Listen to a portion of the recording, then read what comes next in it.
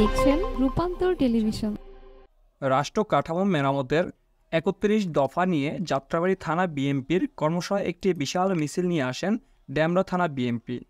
এছাড়াও যাত্রাবাড়ী আংশিক কদমতলী থানা থেকে দফায় দফায় মিছিল নিয়ে যোগ দেন বিএনপির বিভিন্ন অঙ্গ সংগঠনের নেতাকর্মীরা। উক্ত অনুষ্ঠানে বিএনপির অঙ্গ সংগঠনের নেতাকর্মীরা বলেন, আজকে আমরা মুক্তভাবে কথা বলতে পারতেছি। এক সময় গেছে আমাদের যে আমরা কথা বলতে পারতাম না, কথা বলতে গেলেই আমাদের স্বৈরাচারী হাসিনা আমাদেরকে গ্রেপ্তার করে ফেলতো এবং আমাদেরকে কারাগারে নিয়ে নির্যাতন করত। তাই আমি সবার প্রতি দৃষ্টি আকর্ষণ করে বলছি, ডেমরা থানা বিএনপি জামান ছেলেমের নেতৃত্বে আজকে আমাদের একটি বিশাল মিছিল চলে আসছে আমাদের এই সমাবেশে, এবং এই সমাবেশ থেকে আমি সবাইকে ধন্যবাদ জানাই। ঢাকা ৫ আসনের আমাদের সংস্কার একটা চলমান প্রক্রিয়া, এই প্রক্রিয়া চলতেই থাকবে। আমাদের মহান নেতা দেশনায়ক তারেক রহমানের নেতৃত্বে ইতিমধ্যেই ৩১ দফা বহু আগে ঘোষণা করা হয়েছে। আমরা এই ৩১ দফার সংস্কার ইনশাআল্লাহ বিএনপি বাস্তবায়ন করবে ক্ষমতায় আসলে। বিএনপির ৩১ দফা কর্মশালা এবং এই জনসভায় যখন বিএনপি দুর্যোগ সময় ছিল, স্বৈরাচার সরকারের বিরুদ্ধে সবসময় বড় একটা মিছিল এবং আন্দোলন সংগ্রামে গুরুত্বপূর্ণ ভূমিকা পালন করেছি।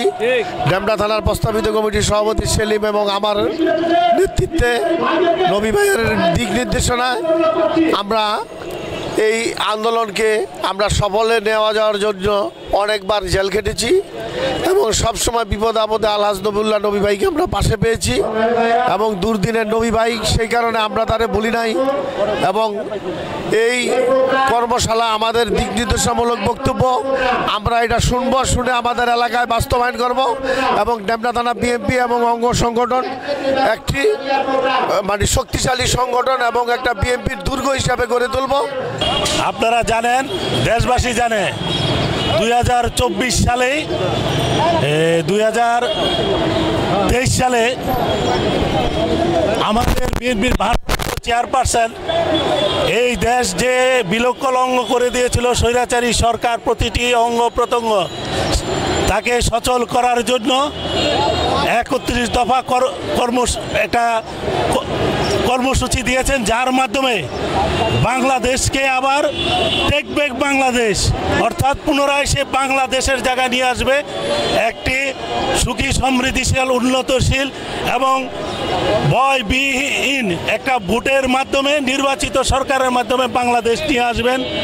বাংলাদেশকে সঠিক ট্র্যাকে, একটি গণতান্ত্রিক ট্র্যাকে চালানোর জন্য এই ৩১ দফা কর্মসূচি দিয়েছেন আমাদের ক্যারিজমেটিক লিডার জনাব তারেক রহমান সাহেবের এই ৩১ দফা আমরা আগামী নির্বাচনে আমরা জনগণের কাছে নিয়ে যাব।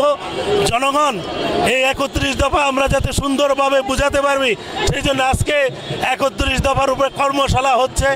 আমরা ৩১ দফা বুঝে শুনে জনগণের কাছে যাব। জনগণ যদি তাদের এই কর্মসূচি বোঝার পর তাদের রায় যদি জাতীয় নির্বাচনে বিএনপির পক্ষে দেয়, বিএনপি আগামীতে যদি সরকার গঠন করতে পারে, ইনশাল্লাহ আমরা তারেক রহমান বেগম খালেদা জিয়ার নেতৃত্বে আমরা একটি সুন্দর সুখী সমৃদ্ধি একটি গণতান্ত্রিক দেশ কায়েম করে আমরা এগিয়ে যাব। ঢাকা ৫ আসনের জনগণের উন্নয়নে আলহাজ নবীউল্লাহ নবী ভাইয়ের নেতৃত্বে।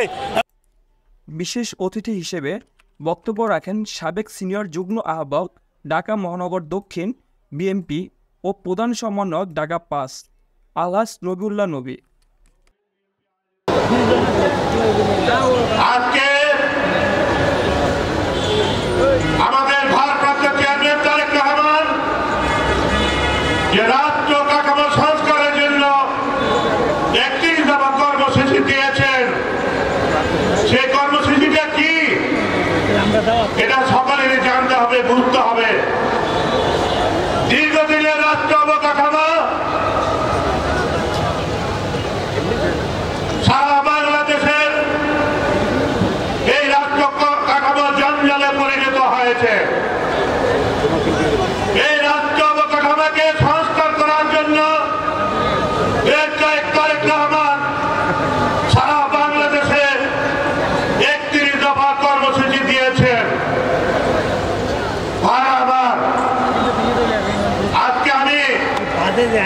এই 31 দফা কর্মসূচির মধ্যে 4টি গুরুত্বপূর্ণ কর্মসূচি আছে।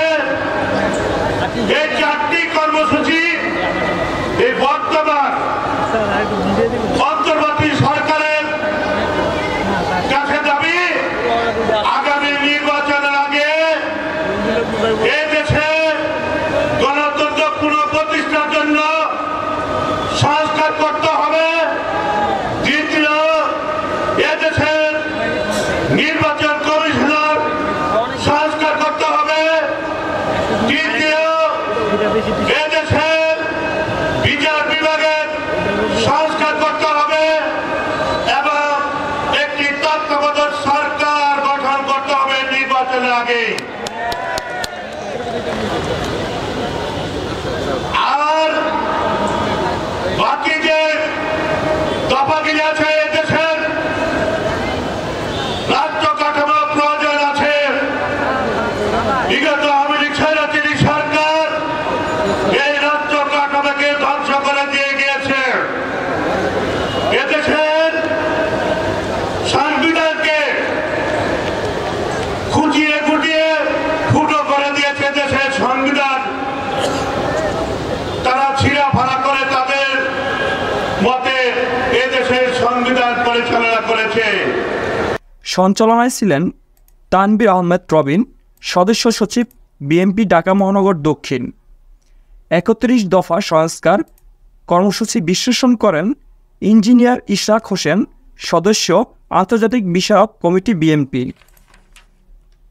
সভাপতিত্ব করেন রফিকুল আলম মজলু, আহ্বায়ক, বিএনপি ঢাকা মহানগর দক্ষিণ।